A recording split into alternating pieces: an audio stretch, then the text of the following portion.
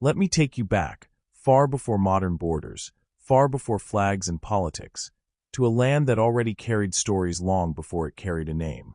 Close your eyes for a moment and imagine the ancient land of Canaan, around 1,200 years before the Common Era. No cities of stone yet, no empires written in textbooks. Just hills, soil, wind, and people trying to survive. This is where the story of Israel truly begins. Not as a nation, not as a kingdom, but as a people. I want you to see them not as characters in a history lesson, but as real human beings. Families moving slowly through rocky hills. Small villages built on high ground for safety. Simple houses, often with 4 rooms, made from stone and mud. Each village had only a few hundred people. Everyone knew everyone. Life was hard but grounded. They farmed the land. Olive trees for oil. Grapevines for wine. Wheat for bread. They raised animals, followed the seasons, depended on rain and soil. Their lives were shaped by the land itself. Archaeologists tell us something important here. These early Israelites did not suddenly appear from nowhere. They came from the local Canaanite population already living there. Over time, these people slowly became something distinct. Not through power, but through belief. There were a few differences that made them stand out. They did not eat pork, unlike many neighboring groups. That small daily choice marked identity. More importantly, they believed in one God, Yahweh. At a time when most people believed in many gods for rain, war, and fertility, this belief was radical. One God, one moral law, one relationship between the divine and the people. This belief became the center of who they were. Their stories were passed down orally long before they were written. Stories of Abraham, who left his home guided by a promise. Isaac, the son of continuation.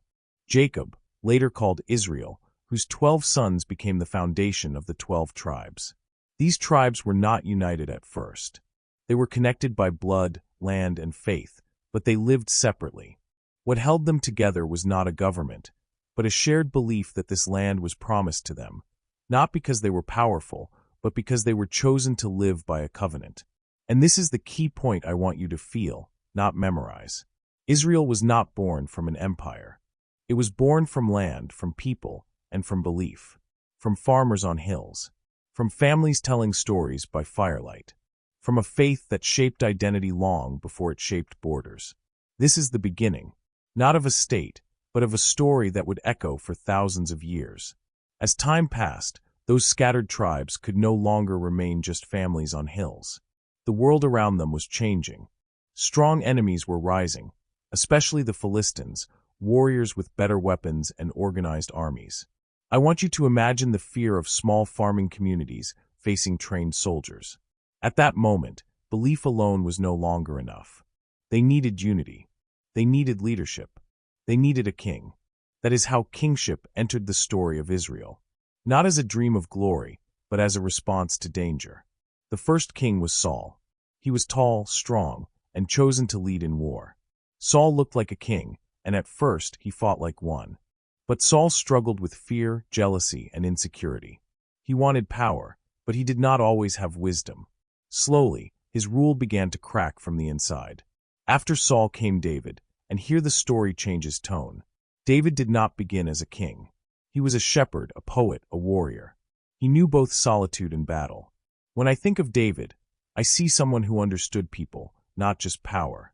He united the tribes, not by fear, but by loyalty. His greatest move was capturing Jerusalem and making it the capital. Jerusalem mattered for 2 reasons. Politically, it belonged to no single tribe, so no one felt excluded. Religiously, it became the heart of worship. David brought the Ark of the Covenant there, the sacred symbol of God's law and presence. From that moment on, Jerusalem was no longer just a city. It became an idea, a spiritual center that would shape history. David ruled for about 40 years, and under him the kingdom grew strong. When his son Solomon took the throne, Israel entered what many call its golden age. Solomon was known for wisdom, wealth, and vision. He built the first temple in Jerusalem around 950 BCE, a magnificent structure that became the center of worship for all the people. For the first time, faith had a permanent home. Under Solomon, trade flourished. The kingdom became rich. Buildings rose. The name of Israel was known far beyond its borders. From the outside, everything looked successful. But inside, something dangerous was growing. Solomon's greatness came at a cost. Heavy taxes were placed on the people. Forced labor became common. Farmers and workers paid for royal glory with their sweat. Prosperity was no longer shared equally. And when power grows faster than compassion, resentment begins quietly. When Solomon died, the tension exploded. His son Rehoboam was asked a simple question by the northern tribes. "Will you lighten our burden?" His answer changed history. He refused. Worse, he promised even harsher rule. In that moment, unity shattered. The kingdom split in two. The northern tribes formed the Kingdom of Israel, with Samaria as its capital. The southern tribes remained loyal to David's family and became the Kingdom of Judah, with Jerusalem as its capital. One people, one faith, but two political realities. Israel in the north was larger and richer, but unstable. Kings rose and fell quickly, often through violence. Judah was smaller, poorer, but more stable, holding on to the Davidic line. And this is the lesson I want you to hold on to here. The seeds of collapse are often planted during times of success. When power grows faster than wisdom, division follows. The Golden Age did not end because of enemies alone. It ended because unity was neglected. This was no longer just a story of kings and temples. It became a story of choice, leadership, and consequence. After the kingdom split, history no longer moved slowly. It accelerated, and it became brutal. The northern kingdom of Israel, rich but unstable, stood in the path of a rising superpower, the Assyrian Empire. These were not just conquerors.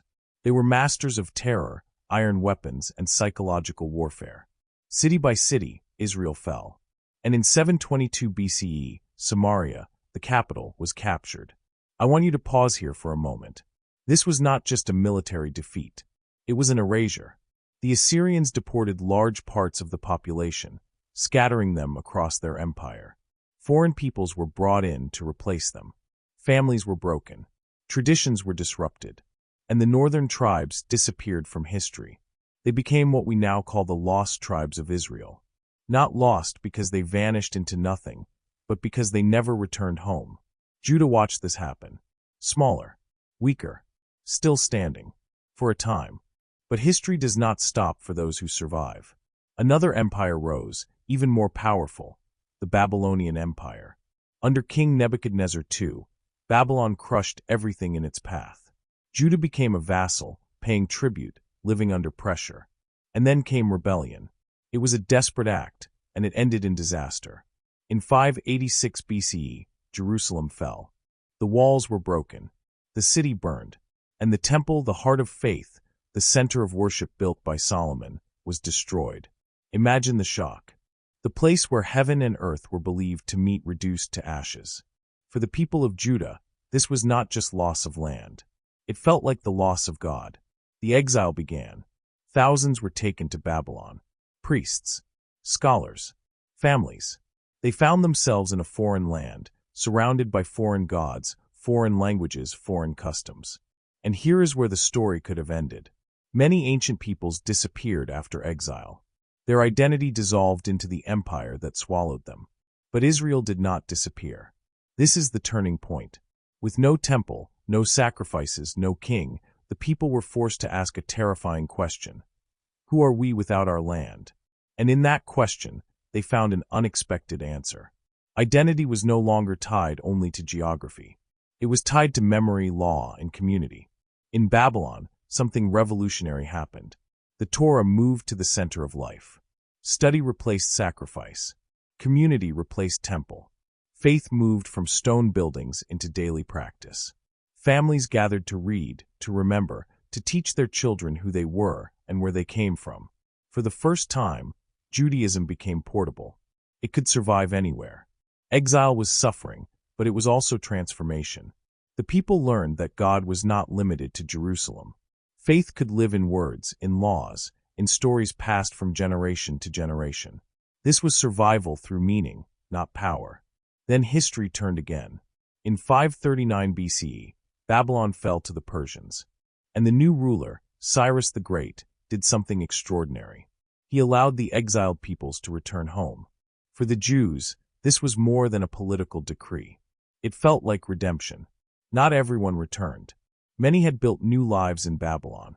But those who did return found ruins. The land was damaged. The city broken. Yet they returned anyway. Under leaders like Zerubbabel, and later Ezra and Nehemiah, they rebuilt. Slowly, painfully. The Second Temple was completed in 516 BCE. It was smaller, less glorious, but it stood. And this is the lesson of this chapter. Israel learned how to survive without strength, without armies, without kings. They survived through memory, through law, through shared identity. They lost land, but they did not lose themselves. History had stripped everything away, and what remained was something unbreakable.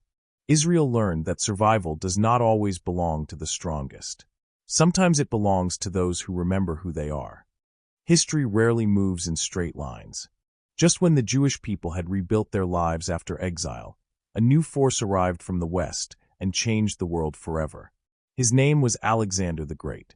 In 332 BCE, his armies swept through the Near East, defeating the Persian Empire with shocking speed. With him came not just soldiers, but a culture. Greek language, Greek philosophy, Greek art, Greek ideas.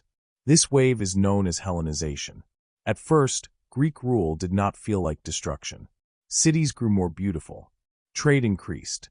New ideas flowed. Gymnasiums, theaters, and marketplaces appeared. Many Jews welcomed this change. They learned Greek, adopted Greek names, dressed differently, and began to see themselves as part of a larger, modern world. For them, Greek culture meant opportunity. But not everyone agreed. Other Jews believed that Hellenization threatened the core of their identity. The Torah was not just a book. It was a way of life. Greek customs often clashed directly with Jewish law.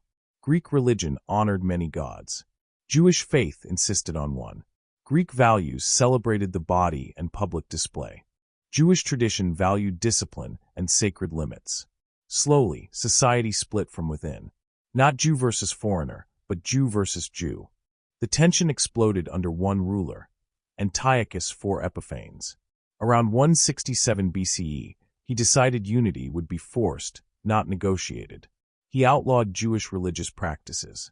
Circumcision was banned. Torah study was forbidden. Worst of all, he desecrated the temple in Jerusalem, placing a Greek altar inside and sacrificing animals forbidden by Jewish law. This was not politics anymore. It was humiliation. And humiliation ignited rebellion. In a small village, a priest named Mattathias refused to obey. When ordered to sacrifice to Greek gods, he killed the official and fled into the hills with his sons. Among them was Judah, later known as Judah Maccabee. From farmers, scholars, and villagers, a resistance movement formed. This was the beginning of the Maccabean revolt. This revolt was not a battle of equals. The Greeks had trained armies. The Jews had belief. Guerrilla warfare replaced open combat. Surprise replaced strength. Against expectations, the rebels won battle after battle. Eventually, they reached Jerusalem. The temple was reclaimed, cleansed, and rededicated. According to tradition, there was only enough oil to light the menorah for one day, but it burned for 8. This moment is remembered as Hanukkah, not just a miracle of oil, but a miracle of survival. For the first time in centuries, the Jews were free again. The Hasmonean kingdom was born, ruled by the descendants of the Maccabees. It grew powerful. Territory expanded. Enemies were defeated. But power has a habit of changing those who hold it. The Hasmonean rulers combined kingship and priesthood. They lived in luxury. They fought among themselves. Politics replaced principles. Some even forced conquered peoples to convert, repeating the very oppression they once resisted. Internal conflict weakened the kingdom. Rival factions invited outside helped to win their own civil wars. And the outside power waiting was Rome. Freedom had been won with courage and blood. But it began to slip away through ambition, pride, and division. History repeats its lesson quietly and without mercy. Freedom can be taken by force, but it can also be surrendered from within. When Rome entered the story of Israel, it did not arrive as a guest. It arrived as a ruler. By the 1st century BCE, the Roman Empire had become the most powerful force in the Mediterranean world. Roads, armies, laws, and taxes stretched across continents. Judea was no exception. Rome allowed local kings to rule, but only as long as they served Roman interests. One of those kings was Herod the Great. Herod was a paradox. He was a brutal ruler, suspicious and violent, even killing members of his own family. Yet he was also a master builder. He expanded the Second Temple, turning it into one of the most magnificent religious structures in the ancient world. For a moment, Jerusalem looked glorious again. But beneath the stone and gold, tension was growing. Heavy taxes crushed the population. Roman soldiers patrolled holy streets. Many Jews felt humiliated in their own land. Resistance was inevitable. Different Jewish groups responded differently to Roman rule. Some tried to cooperate. Others withdrew into religious study. And some chose violence. Among them were the Zealots, who believed that God alone should rule Israel, and that armed rebellion was a sacred duty. Small uprisings turned into open war in 66 CE. This conflict is known as the First Jewish-Roman War. Rome responded with overwhelming force. Legions marched into Judea, city by city falling under siege. The war reached its tragic peak in the year 70 CE, when Roman forces led by Titus surrounded Jerusalem. After months of starvation, fighting, and desperation, the city was breached. Jerusalem was burned. The Second Temple was destroyed. Stones were thrown down. Sacred objects were taken to Rome. Tens of thousands were killed. Many more were enslaved. This moment changed Jewish history forever. Without the temple, the center of worship was gone. Sacrifices could no longer be offered. The heart of the nation was torn out. A few years later, the final Jewish fighters made their last stand at Masada, a desert fortress overlooking the Dead Sea. Surrounded by Roman troops and facing certain defeat, the defenders chose death over capture. Masada became a symbol, not of victory, but of defiance. After these defeats, large numbers of Jews were scattered across the Roman Empire. Some were taken as slaves. Others fled. Communities formed in places far from Jerusalem, from North Africa to Europe to Mesopotamia. This scattering is known as the diaspora. It did not mean the end of Jewish life, but it did mean life without land, without sovereignty, and without a capital. The land itself continued to change hands. Under the Byzantine Empire, Christianity became dominant, and churches rose where the temple once stood. Later, the Sasanian Persian Empire briefly took control. Then, in 638 CE, Muslim armies captured Jerusalem under Umar ibn al-Khattab. Under Muslim rule, Jews were allowed to live, worship, and maintain their communities. They were protected, but not sovereign. They paid special taxes and remained a minority. The land was no longer theirs to rule, but it was never forgotten. For nearly 2,000 years, the Jewish people lived without a country. They lived in Europe, North Africa, the Middle East, and beyond. They spoke different languages. They wore different clothes. They adapted to different cultures. But in their prayers, in their stories, and in their rituals, one place never disappeared. Jerusalem, Zion, the land of Israel. It survived not on maps, but in memory. By the late 19th century, that memory began to turn into action. In Europe, Jewish communities faced growing hatred, discrimination, and violence. Pogroms swept through Eastern Europe. Jews were told they did not belong. In response, a new idea took shape: Zionism. Zionism argued that Jews were not only a religious group, but a people, and that they needed a homeland to be safe and free. Waves of Jewish immigrants began arriving in Ottoman Palestine. They drained swamps, worked the land, and built farming communities called kibbutzim. Hebrew, once mainly a sacred language, was brought back to life as a spoken tongue. In 1909, a small group of families founded a new city on the Mediterranean coast, Tel Aviv. It was modern, planned, and symbolic of a future Jews hoped to build. After World War I, the Ottoman Empire collapsed, and the land came under British mandate for Palestine. Britain promised support to both Jews and Arabs, creating deep tensions. Jewish immigration increased, as did conflict between communities. Still, many believed time and diplomacy might resolve it. Then history shattered any illusion of safety. During World War II, Nazi Germany murdered 6 million Jews in the Holocaust. Entire families, cultures, and centuries-old communities were erased. For survivors, the idea of returning to Europe felt impossible. The world could no longer ignore the Jewish demand for a homeland. What had once been a political debate became a moral emergency. In 1947, the United Nations proposed a plan to divide the land into two states, one Jewish and one Arab. Jewish leaders accepted the plan. Arab leaders rejected it.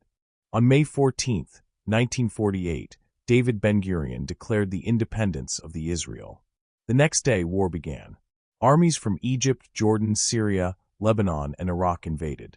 The new state, outnumbered and under-equipped, fought for survival. Against expectations, Israel survived and even expanded its territory. For Jews around the world, it felt like history had turned a page. For Palestinians, it marked the beginning of displacement and loss. The conflict that began then has never truly ended. Today, Israel is a modern state with a strong economy, advanced technology, and world-leading innovations in agriculture, medicine, and science. Skyscrapers rise where sand once stood. Hebrew is spoken in streets, schools, and startups. Yet the land remains contested. Wars, uprisings, and negotiations have shaped generations. Peace has been sought, lost, and sought again. And so the story remains complicated. Israel is not only ancient kings and destroyed temples. It is not only wars and borders. It is a thread stretching from shepherd villages in Canaan, through exile and survival, into a modern state still defining itself. It is a story of loss and return, faith and doubt, memory and reinvention. Israel is not just a country on a map. It is a story that refuses to end.